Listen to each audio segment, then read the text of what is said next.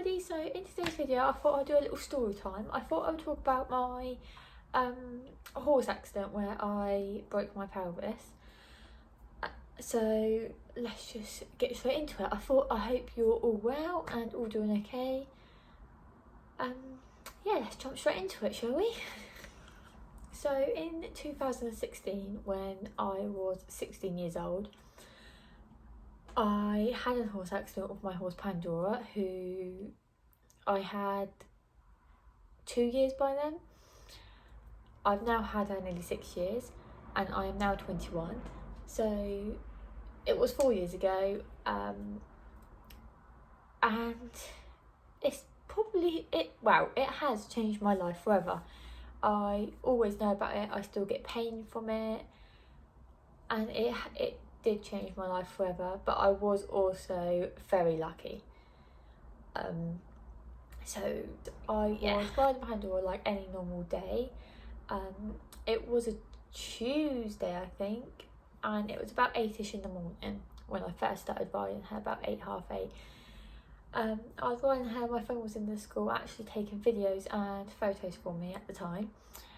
I was riding her like any normal day. She is a bit of a hard horse to ride. She's very opinionated. So she was having one of them days where she was very opinionated. She didn't want to do what I asked her to do.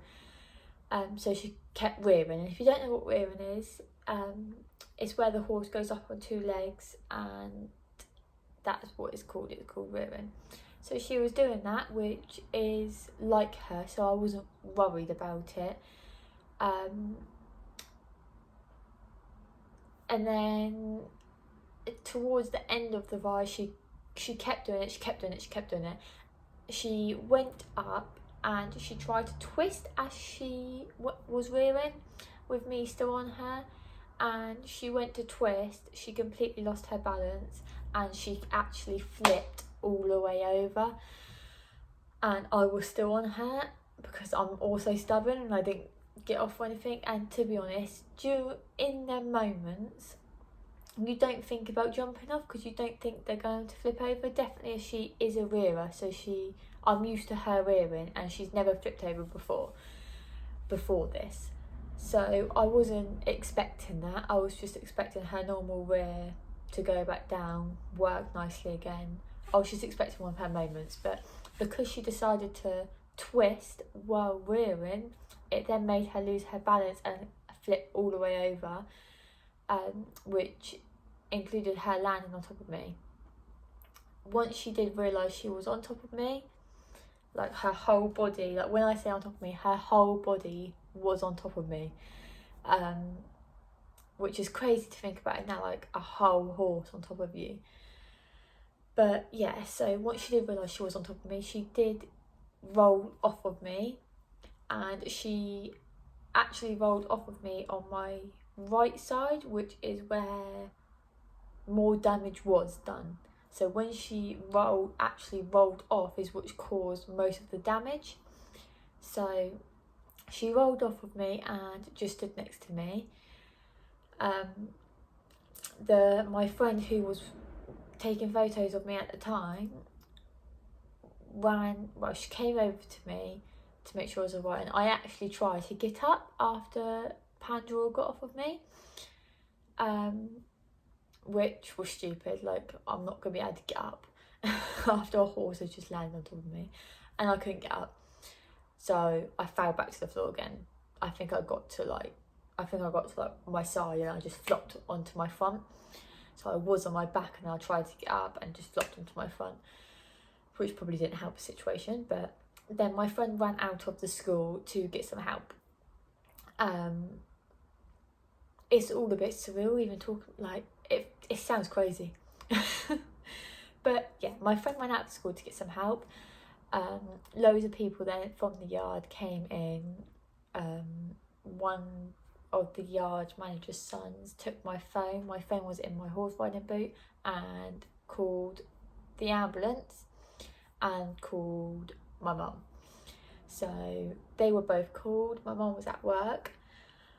It was about 9 o'clock at this point. air ambulance actually came out and a road ambulance. So they were both there. I can remember the air ambulance landing. It was raining. The air ambulance didn't know where to land because obviously there was horses in loads of fields. By this point, Pandora had got taken into her stable, out of the school. I can remember just laying there and everybody, I can remember people rushing around me. My people were getting to get rugs to chuck over me because I can remember shaking. I was just shaking on the floor. There was umbrellas held over me, rugs chucked over me to try and keep me warm, all sorts. And then I can remember when the air ambulance was there, they obviously tried to get me onto the board, but because I was on my front, they had to roll me over to my back. And I can remember screaming. The air ambulance man was screaming in my face, like, be quiet, practically, telling me to shut up, practically, which is a little bit harsh considering I didn't know at the time what I'd done to my body. But I can remember they were like, can you feel your legs or anything? And I couldn't feel anything. I couldn't feel my legs, I couldn't feel nothing. So at that point, they treated it as a broken back. So that's how they treated me, while rolling me over and getting me into the ambulance. They did give me, before they even tried to move me, they gave me a lot of painkillers, and God knows what else. I can't actually remember much from then because I'm pretty sure I got knocked out. I can't remember her landing on me. All I can remember is her landing off me and me trying to get up. And then the next thing from there I can remember is people putting rugs on me, umbrellas, everyone like going a bit crazy. And I think it took them at least an hour to get me off of the floor. So it took them quite a long time, but obviously they were because they thought they treated it as a back injury because I couldn't feel anything. They had to be very careful of how they moved me. I will put some photos up on the sides here of some photos people took when I was in the ambulance, and also when I was in hospital. When I got taken to hospital, I got taken to the nearest general hospital to me, which was Southampton General Hospital. Southampton General Hospital is a big hospital and they do deal with a lot. And when I got taken there, I got taken straight into the emergency room, and I think it's called the room where everyone's always around you and they're watching your levels and everything like that all the time, because obviously at that time we didn't know what was wrong. After I was settled and everything, so sorry about that noise in the background. The ice cream man has decided to come out when I film this video. I'm so sorry about that. But yeah, I went down for a CT scan, which I can still remember that. I hated it and I never want one again. It's the CT scan is the one where you go into the tunnel, and because obviously I was so high on hospital drugs, I was in a lot of pain, everything. I was sick a few times, so they had to keep getting me out of the tunnel to turn me onto my side so I couldn't tie myself to be sick, which wasn't pleasant. But yeah, so from there, I can remember the man doctor came into me and was like, so you haven't broken your back? I was like, yes. But I was like, oh no. You have broken your pelvis. And to be honest, I had no idea what a pelvis was. I didn't know what he's talking about. But if you don't know what the pelvis is like your hip practically, and it's what works your legs. So it's what works your legs and your hip movements. So it is quite a big part of your body. So from there I got transferred to Oxford Hospital, which is John Radcliffe, to have my operation and to be in a specialist over there because they know more about it, and practically it was safer for me to be in somebody's hands what what's the word? What specialise? That's it. What specialise in pelvic injuries, practically. And I had my operation over there. They actually turned it into an emergency operation because I had a bleed inside. So I was bleeding inside, so which is obviously really dangerous. You can die from that if they don't get caught early. You could just bleed to death. So my operation changed to an emergency operation, which happened, I think a day, or I can't remember exactly, like a day or 2 days after my accident actually happened. So yeah, that happened. My operation went well. I think I was in there for like 8 hours. I was in there for a long time, my operation. They did get me to sit up the day after, so obviously all this time I've just been laying in bed because I can't move, and they did get me with assistance to sit up off of the bed into a chair, which hurt, and I lost a lot of blood during my operation and just practically my whole accident.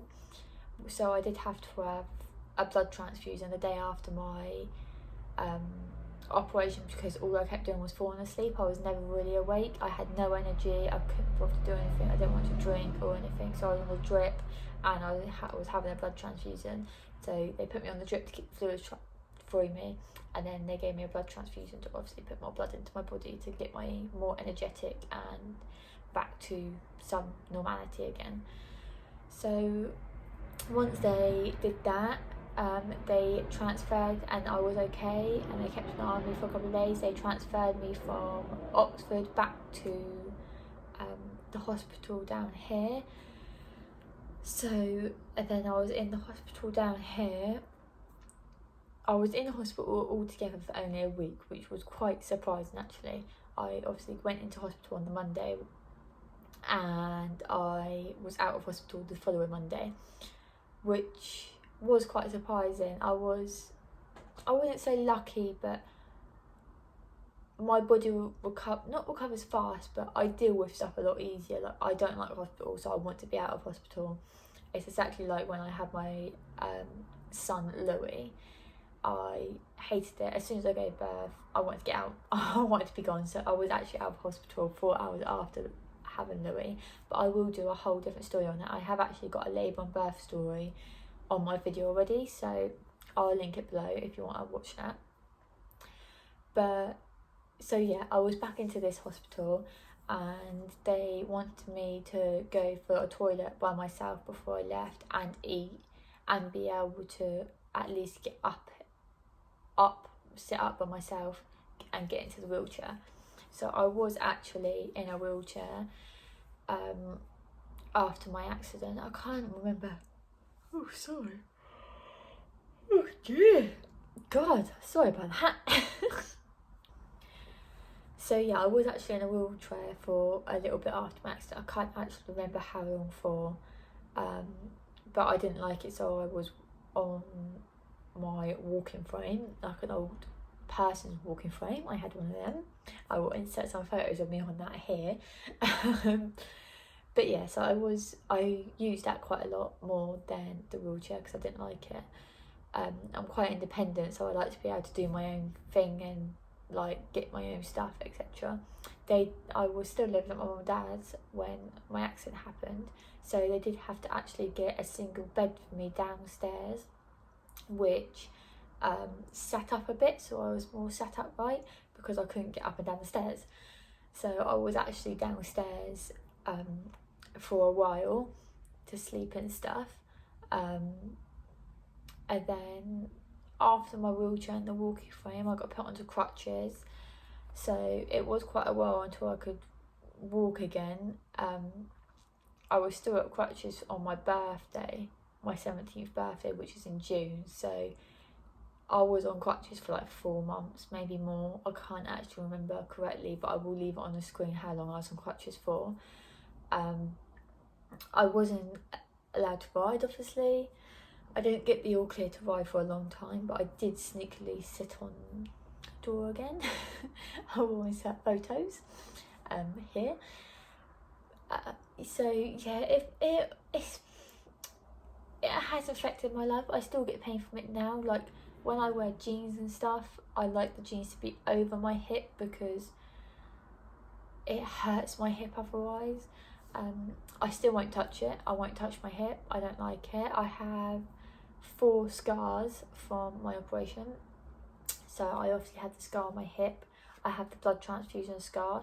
I've also got a scar a little bit further down. I don't know what that was for. And I've got a scar like a C-section scar. I've got one of them because they thought something in my body, like my placenta or something, had moved from my accident, which it hadn't, but obviously they had to cut me open in the operation to make sure it hadn't. So I do have a scar from that as well. So yeah, I have 4 scars altogether from my accident. It does still affect me to this day. Like I said, I still get pain from it. I still suffer from it. I still have to have x-rays every year to make sure everything's okay. And I do suffer with pain quite a bit from it, and I do need to get that checked out again. But since all of this coronavirus stuff's been going on, I haven't wanted to go to the hospital to get x-rays or anything, so I'm just waiting till it all calms down and gets to a bit more back to more normality. But yeah, that's practically my story. I obviously went back to riding Dora again for 2 more years, and then I fell pregnant with Louis. So yeah, I did go back to riding. I went back to working full time with horses. I went back to normal. I passed my driving licence in September, which was pretty good considering I had my accident the same year I turned 17. So I did go on to achieving bigger and better things, even after it all happened. And I suppose it's just a story to tell. Now it's happened. That's life. Things happen in life. But you've got a story to tell at the end of it, which is a pretty big story and a good story, to be honest. But yeah, that's my story from me breaking my pelvis from my horse accident.